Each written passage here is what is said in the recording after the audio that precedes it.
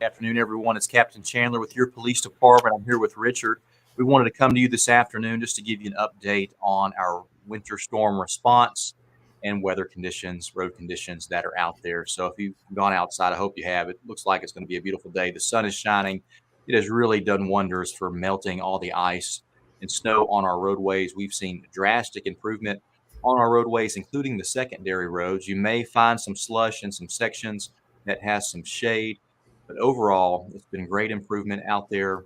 Get out and enjoy the day. Just watch out for those small trouble areas that you may experience with some slush and ice, maybe in some shaded areas. So, Rich, I know I was just out directing traffic with you at the intersection of Mount Juliet Road and Division Street when the railroad arms got stuck down. But it's good to see you again. How's your day going? It's going good, man. It's been an interesting, busy last couple of days, but all in all, considering the amount of snowfall we had and the amount of traffic that was out on that first day, I think overall we've had a pretty good weather event. Yeah, I think so. Thankfully, no serious injuries reported in our community, so that's always a good thing. We had some slips, some falls, some injury crashes, but nothing that was too serious where it would be life changing to someone's life. So it's amazing what a couple hours can do with some sunshine. You can see on your screen some images of what we first started to experience, and then it slowly got better for us. Last night we were escorting salt trucks and snow plows through the city, just to ensure they had a clear path to get everything done that they needed to do, so we could get on our way with our day today. So, but different images from a tractor trailer that slid off the roadway to a beautiful scenery of our creeks with the snow, the sun shining and melting, and pushing cars out. We did quite a bit over this winter storm. We're back to normal operations for our police department. We're no longer increasing our staff levels. The same goes for the fire department and our public works crews. There's still a few out clearing some areas with slush and ice in those trouble spots. You can see the different incidents we had on your screen.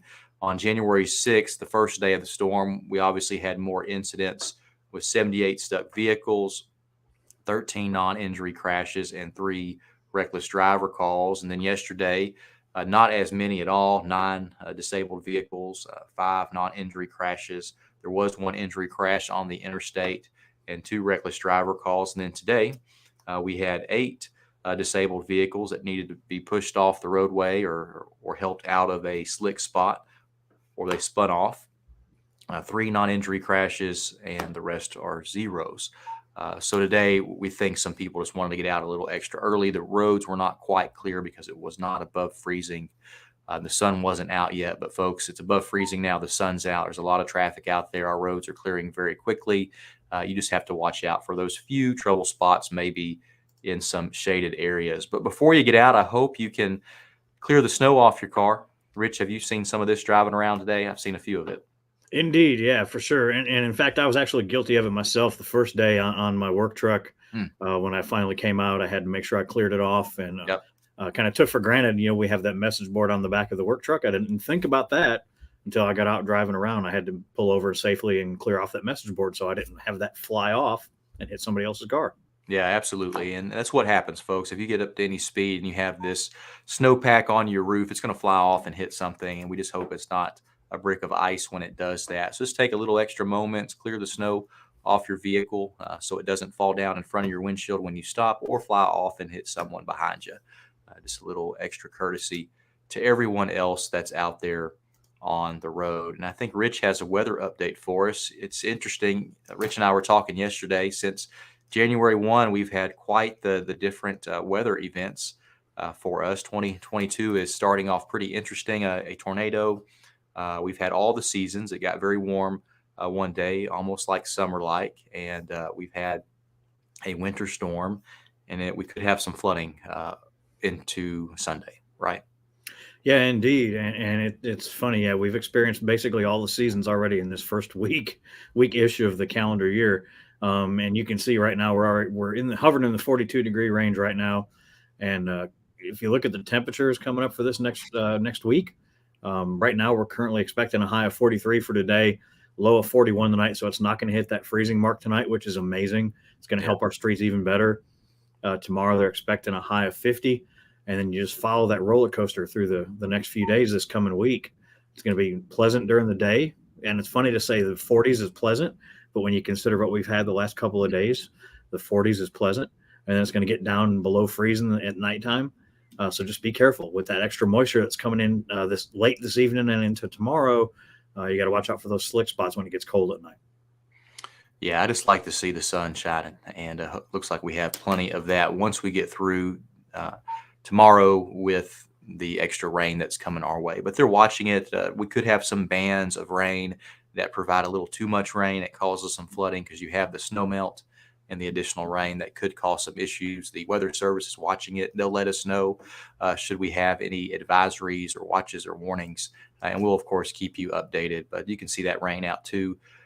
The west now in Arkansas, Louisiana, coming out of Texas, and it's headed our way, and we'll see what that does for our community. But like always, we will certainly keep you updated in whatever way we can.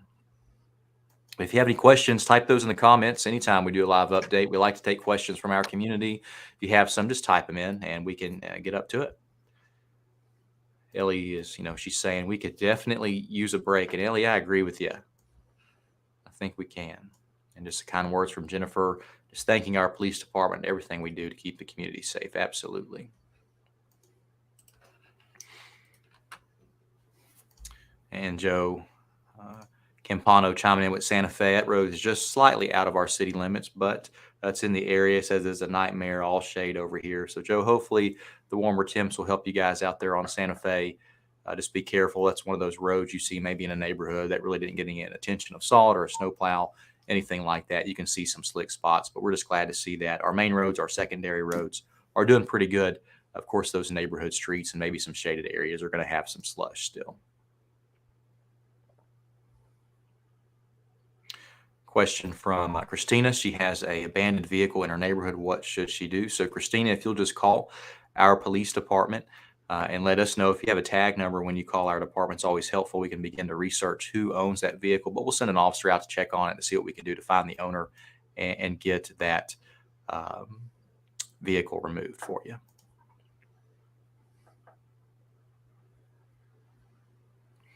It's interesting. Comment from David. Just wish the city did a better job clearing the roads. And David, I have to disagree with you. They did a really good job. What we had issues with were our state roadways, Mount Juliet Road and Lebanon Road, and many of our city streets were way more clear than our state roadways. And the state TDOT is responsible for those roadways. And it's not really to say throw any shade towards TDOT, but I don't want to take credit away from our city crews who've done a fantastic job clearing Division Street, Clemens Road, Curd Road, Golden Bear Gateway. I don't know, folks, if y'all ran out on Golden Bear Gateway, but that is a city street, and they had that cleared very well. The Belinda City roads, Rich, you live down that way in Providence, and how did it look down that way? Yeah, I drove around Belinda City and Providence extensively today already, and of course, except for the shaded areas, it's very clear down there. They've done a great job. But with our city public works crews and their cleanup, my guess is Belinda Parkway was a lot better than Mount Juliet Road at some point because the city crews were on it doing Indeed. a phenomenal job in those areas. So it's just some kind of just confusing, David, with who has responsibility over what roadway. But our city crews, they were after it. I've never seen 6 trucks running all the salt, and I've never seen them do as much brining that they did. They have some new equipment in with that. But thank you for the feedback. Certainly appreciate it. And hopefully I could clear up some misconceptions about what roads they are responsible for.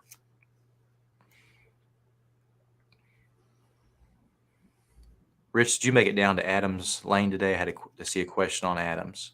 I have not done Adams Lane yet today. We haven't had any issues on Adams Lane, though, so my guess it is likely clear because we haven't heard anything. We had some issues this morning on Chandler Radford Road near Chandler Way. It's a shaded area in a curve. We have a very short jurisdiction of that roadway, and some vehicles ran off the road in that section. We had an incident on Lebanon Road and on Curd Road, but it seems like all of our incidents is certainly the call volume is zero right now for any weather-related incidents. So folks, it should be good. Susan here. How is Old Lebanon Dirt Road? And Susan, Old Lebanon Dirt Road's good. That's a city road. And again, our public works crews really got after it and focused on the roads that were their responsibility. And Old Lebanon Dirt Road looks pretty good. And Robin here about Posey Hill Road. And Robin, I can't speak for Posey Hill. That area is not in the city limits. So I wish I knew something about that, but I don't. So sorry.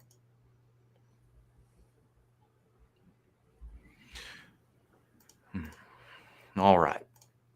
And many of you may have woke up to the sad news that a Mount Juliet friend, Nader Corey, passed away early this morning. Mount Juliet Donut Shop posted the message and released that to the community. But we just have to give a shout out to Nader, Mount Juliet Donut Shop. And formerly, he used to own Gourmet Donuts, but he was a friend to everyone in our community. He gave away a lot of donuts for different community events, and he always stopped by our police department with extra donuts to keep us energized with those power rings. But further, he opened his doors to our police department with Coffee with a Cop, which we call Coffee with a Cop with a Donut, because who likes to come to enjoy donuts with police officers, right? But he opened those doors to help us build those relationships with our community with Coffee with a Cop, and was always telling us, please, please come on by. My doors are open.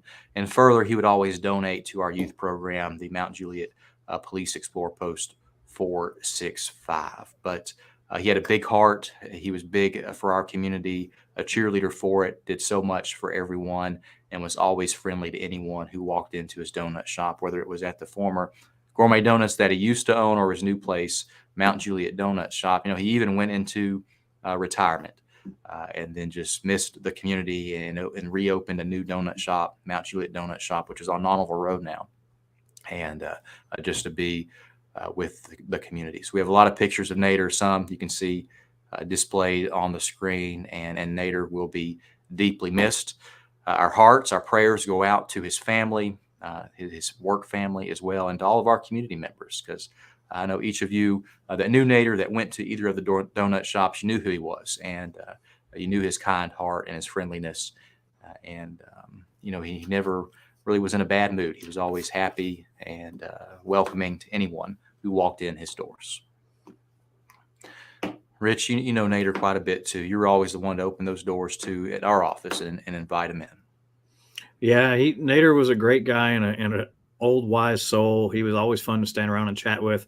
Every time he came here, he always wanted to make it a point to take a minute to get a hug and talk. And he's going to be greatly missed here at the PD because he always took time to talk to us. No matter how busy we were, he'd stand around and chat for a few minutes when we had time. And he's going to be deeply missed. So prayers and condolences to him and the family and all the crew up there at the donut shop, for sure. Yeah, absolutely. So hopefully he is, and just enjoying himself right now and looking down on us, and he'll always, look down on Mount Juliet and everything that we do. But Nader, we'll miss you, man, and we appreciate everything you've done for us. All right, folks, as I get choked up, I'm going to go ahead and end this broadcast. But thank you so much. We're here for you. If there's anything that you need, you know who to call.